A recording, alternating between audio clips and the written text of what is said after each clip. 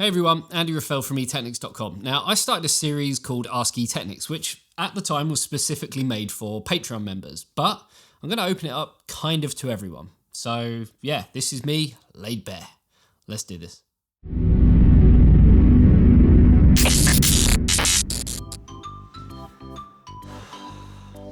I wish these files would transfer faster. Come on! Whoa, is that the FireCuda 510 NVMe drive with its blistering fast speeds of 3450 megabytes a second read, 3200 megabytes a second write, and capacities of up to 2 terabyte? I can have these files transferred in no time. And if I'm looking for the ultimate performance, I could even get the 4th generation FireCuda 520. I better check the link in the description to find out more details. So when I started the whole kind of Ask eTeknix thing, the plan was to give something extra to our Patreon supporters, of which you can become one over on patreon.com/eTeknix. Link is in the description below. And you get all sorts of weird and wonderful stuff like exclusive behind the scenes content, exclusive giveaways, joining us on game nights every other Saturday, lots of stuff like that. Now, one of the kind of key things that we wanted to do was allow the Patreon supporters to have a bit of an insight as to what things are like at eTeknix, like I say, behind the scenes. They could ask questions about all sorts of weird and wonderful stuff, whether it be pertinent to me, the business, the people within the business, how we operate, how we make videos, all that kind of stuff. I've decided instead to ask a question. Yes, you still need to be a Patreon supporter and you can head over to our Discord. There's a whole channel for it and it's full of questions. So we've got lots more of these videos coming up. For the actual answer, I guess, like you're going to see today, I wanted to open up to kind of everyone because I was actually getting asked all the same kind of questions by our general viewers, people who aren't patrons. So I guess let's jump into it. Normally, compared to a normal video, I'd have a script. We've got a teleprompter. So there you go. I'm giving you some insight kind of, to how things work anyway. This time though, it's completely unscripted. Like I say, laid bare. This is just me talking to you as if you're in the room. So it's kind of a two-parter with this one. So the first question was from John L, who, like I say, is a Patreon supporter. How soon before an embargo lifts do you know about the embargo and or receive goods relating to that embargo for testing? And that's why I've got these two boxes next to me, the 3070 Ti's. It's been the latest launch that we had that did kind of, have an embargo to it.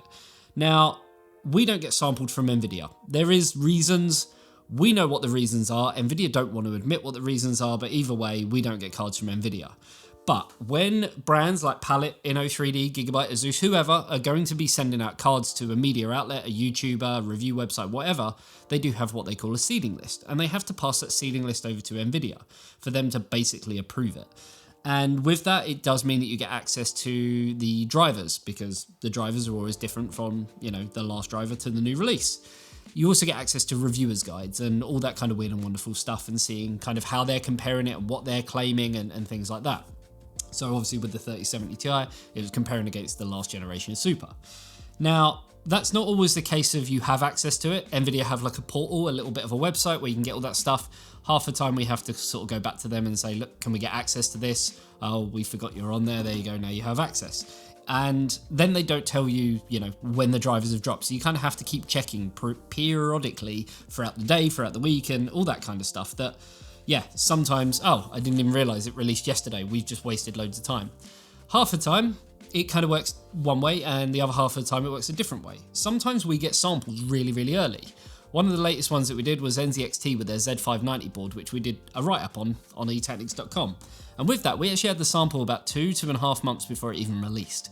So we kind of, got prepared, made sure all the testing was where it should be, which based on all the other Z590 boards we tested, we can kind of, roughly guesstimate where it's going to be.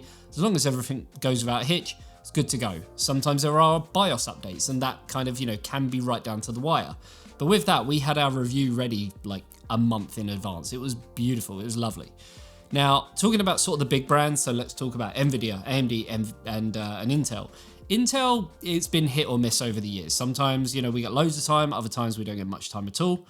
So much of that depends on when the actual samples come from, say, America into the UK, then into the hub, and then get distributed out to the various media. AMD are probably the best. We've had sometimes with the latest launches, 3 weeks with a product, 2 weeks with a product. It's been absolutely amazing. NVIDIA are the worst for it, I'll admit. obviously not so much NVIDIA, but the AIBs, which is kind of, in conjunction with NVIDIA, because they do get dates as an AIB or an AIC that say that they're not allowed to send out cards until X date. And then sometimes when the cards do arrive, you're still waiting for the drivers. Now, with these particular cards, the Palette and the Inno 3D, I basically approached them. They didn't approach me, and I said, look, we're not getting cards from NVIDIA. Can we have a 3070 Ti? And they were like, yep, sure, no problem. I contacted them on the Friday before the launch, which the launch was on the Wednesday. Now, what happened there was, you have to think, I approached them kind of first thing in the morning, and in Taiwan, which is where Palette are based, and Hong Kong, which is where Inno 3D are based, there's like 8 or 9 hours time zone difference ahead. So when I approached them about it, it was like 3 o'clock, 4 o'clock in the afternoon. They were like, sure, no problem, we'll get it sent out on express DHL, no problem. These cards arrived on the Monday, and they arrived via DHL, not on a pre-10 or pre-9 or anything like that. They were just any time on the Monday. Luckily, I think they arrived about 3 o'clock in the afternoon. So we straight away knew that we had to test later on that evening. So all that time, later on in the evening, come in early the next day, probably stay late that day, and then Wednesday done. And we were working to the wire, and it's hard work because when the cards arrive in, have to think, Matt, who's behind the camera right now, has to do all of the B-roll for it. Yeah, we have to think about, what we're going to do for a thumbnail and all that kind of stuff. Everything needs to be edited, ready, color graded, and all that kind of stuff. But we also need to test it. And I also need to get a feel kind of for it so that I can write up notes and then turn that into a script, read through it and all of that. So it's really kind of a team effort that goes on. And it's a nightmare because these things always happen right down to the wire with these sort of launches, and yeah, we were all working stupid hours. Now, these weren't the worst ones. So you may remember with the 3070 Ti, we had another card, which is this one.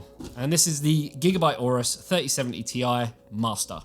Now, this actually arrived the day before the launch. So again, we had to make sure that we had these tested, comparison cards as well. So you're talking 3070, 2070 Super, some spatterings from AMD, and then still test this as well. If there's problems, that delays things and so forth. So we couldn't even get the thumbnail for these two cards because obviously we wanted all 3 cards in the thumbnail. That then delayed things for silly little things like that. With the launches for this, it was a launch on Wednesday at 2 p.m. I wanted in my head everything done by 12 because just in case, and there has been times where we've kind of sat there and gone, right, everything's good to go, render. DaVinci Resolve, which is what we use to edit, just crashes, completely crashes, or the computer crashes, or something freezes. You think, right? Or YouTube takes forever and a day to process. And I'm sure there's many YouTubers who are in this industry who know exactly what I'm talking about with that. You upload a video with what you think is enough time, and it just sits there processing. And we've had it in the past where we have actually published videos at like 360p and had to put like in the comments, the quality will get better, waiting on YouTube, and we've tweeted out to YouTube and stuff like that. So we're not the only ones who have kind of dealt with that sort of stuff. Now, there are obviously things where we do that and everything looks great in the timeline, great in the editing software. Then when it actually comes to exporting it looks fine, put it on YouTube and something's wrong. And obviously we have to watch through the whole video. If it's 20 minutes long, we have to watch through 20 minutes and sort of then go, right, Matt, you need to fix this, you need to fix that, you need to fix this. And we did have it with the 3080 Ti. The charts all said GTX 2080 Ti, not RTX 2080 Ti. So we ended up fixing all of that. And I said, look, we're getting close to the time. What do we do here? And it just got too close that we didn't even have time to upload that new version. I think it ended up processing and finishing about 2 minutes after the launch, but it is what it is. With the 3070 Ti launch, I think we were missing some charts and things like that. So things do happen. Now, kind of second part of the question, what's the hardest part about running a business like eTeknix? This is from, again, a Patreon supporter, Steph.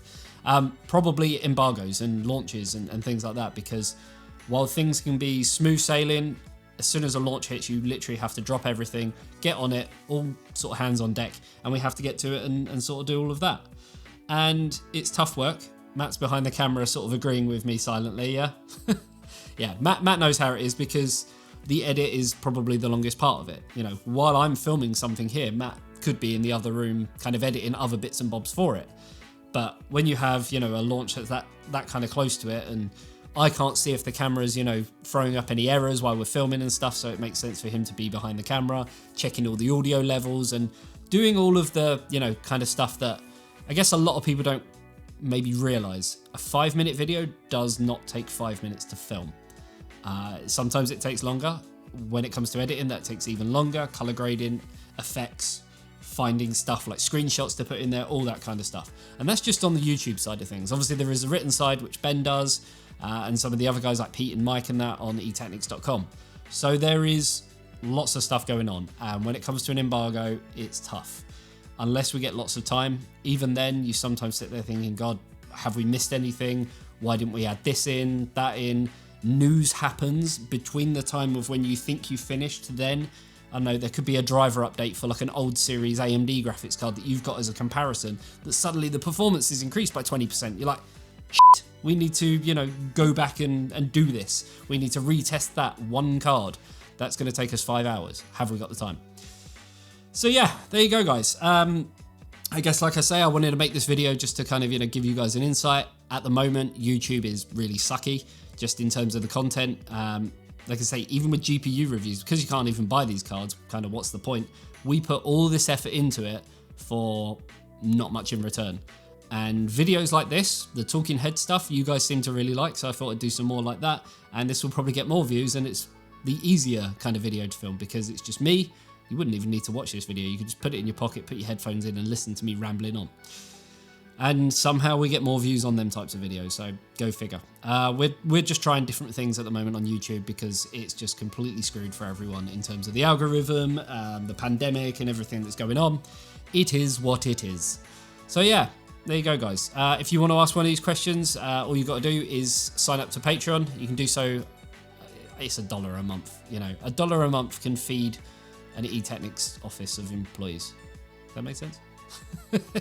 Let's go with it. Either way, everything that goes into Patreon, we try and push out to Patreon as well. So that's why, yeah, we end up doing all sorts of weird and wonderful stuff. And we are doing a Patreon meetup, hopefully in August, lockdown permitting. So there is that. Once you've signed up to Patreon, though, head over to our Discord. There's an Ask eTeknix channel on there. You can put your own questions in, no matter how weird, wonderful, and all that. And we'll make a video for it just like this. So there you go, guys. Hopefully you did enjoy this one. If you did, you know exactly what to do. And I'll see you in the next one. See you later, guys. Bye-bye.